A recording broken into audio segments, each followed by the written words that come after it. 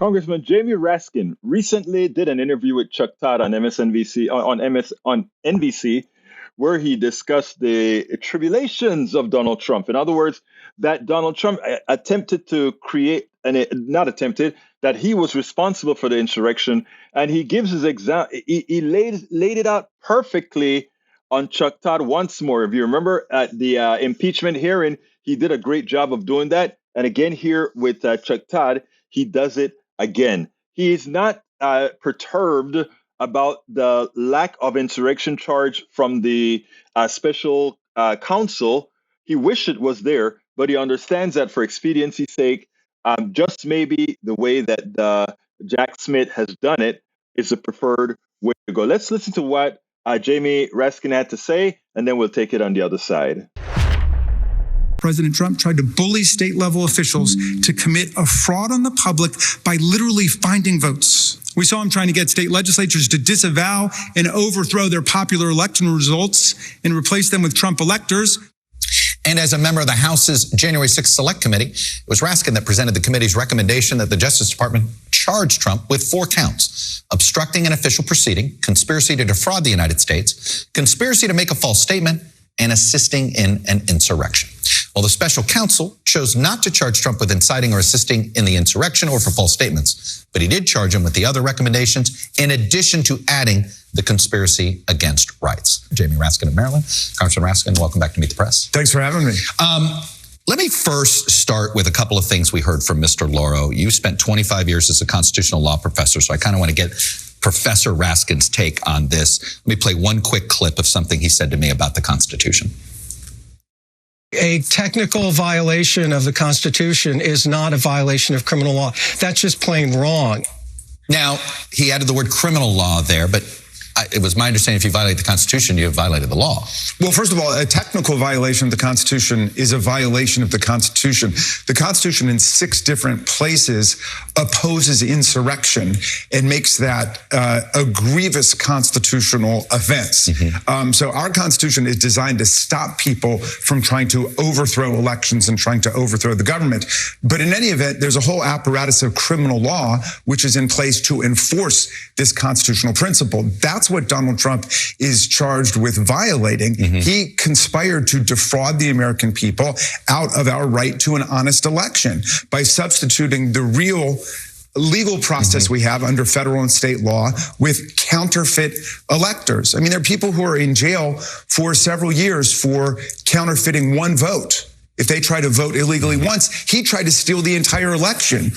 And his lawyers up there saying, oh, that's just a matter of him expressing his First Amendment rights. That's deranged. That is a deranged argument. He also seemed to hint that everything he did as president may not be constitutional that he's charged with this. Sounds like the old Nixon defense. You know, I can do it because I was president.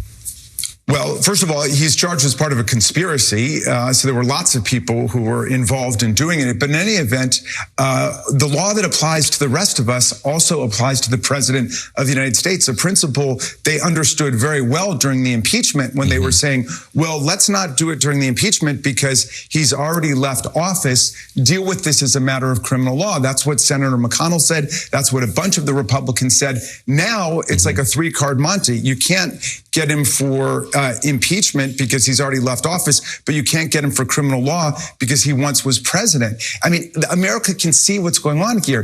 This is a guy who wants to appoint himself completely immune from the rule of law that applies to the rest of us. He chose not to charge insurrection. It sounds like Jack Smith wanted to avoid a debate over the First Amendment. Well, there's a criminal statute aiding and abetting or giving aid and comfort to insurrectionists, which to the mind of the January 6th committee, Donald Trump definitely did. I mean, he's calling them great patriots. He's saying never forget this day. He continues to laud them to this very day and saying that when he gets back in, he's going to pardon all of those people. I mean, they're convicted of assaulting our police officers, and he's talking about pardoning them. A lot of them have pled guilty to seditious conspiracy, conspiracy to overthrow the government. So, yeah, but he's being charged with conspiracy to obstruct the federal proceeding, the joint session of Congress, and conspiring to defraud us all out of our voting rights. He tried to steal the election away from us. Jamie Raskin nails it. I wish every single Democrat could put it out the way Jamie did, because I tell you, it is essential that we don't drop the ball. It is essential that we don't allow Donald Trump to fill the air with all the reasons why he shouldn't be convicted, with all the reasons why he's being persecuted. Because if we don't continue to tell the truth as he is out there lying, we will leave a vacuum. So to all that are listening to us, and to all those who would say, why don't you leave it alone? The guy has now been indicted. Let the rules of the law take care of it. We can't. And this is a message to everybody. We cannot allow the rules to just sit back and wait for the trial. Because in the process of waiting for the trial, we have a Donald Trump polluting the entire base that will ultimately judge him. So it is imperative that we keep the people informed. And for every lie he goes out there and talks about, for every lie that he tells to try to pollute the potential jury pool, that we make sure that he cannot get away with it.